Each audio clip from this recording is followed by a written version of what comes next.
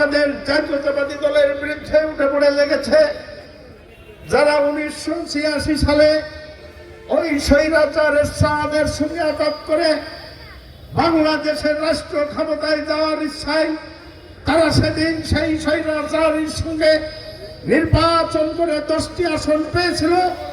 1991 সালে 16 এবং 1996 সালে 17। এই যে রাজনৈতিক দল, সেই রাজনৈতিক দল কিন্তু 1986 সাল থেকে বাংলাদেশের রাষ্ট্র ক্ষমতায় চলে গেছে বলে তারা প্রচার করে। আজকে তারা ইয়ানতের নামে, বেহেশতের নামে, টিকিটের নামে তারা মানুষের কাছে ভুল বুঝিয়ে টাকা কালেকশন করে, গাড়ি করে, বাড়ি করে এবং তারা নেতারা বেতন ভোগ করে ওই ইয়ানতের টাকা দিয়ে।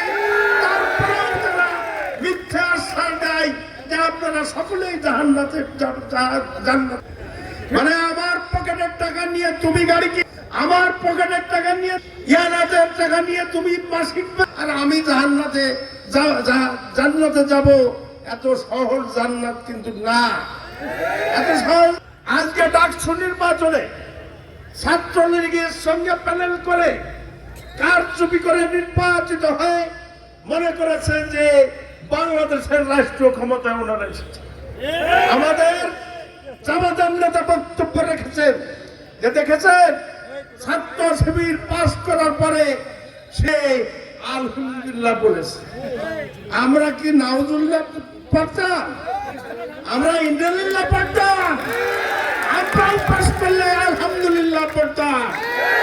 আমরাও মুসলমান, পরে মুসলমানের সুশ্রুড়ি দিয়ে আপনারা রাষ্ট্রীয় ক্ষমতায় যাওয়ার যে চেষ্টা করেছেন, যে কারণে শেখ হাসিনার সঙ্গে আঘাত করে নির্বাচন করেছেন এবং এরশাদের সঙ্গে আঘাত করে নির্বাচন করে কিন্তু পার পাননি। আজকেও ষড়যন্ত্র করে বিএনপির বিরুদ্ধে যত ষড়যন্ত্র করেন না কিন্তু পার পাবেন না। এদেশের মানুষ বেঈমান চিনে গেছে, বিশ্বাসঘাতক চিনে গেছে।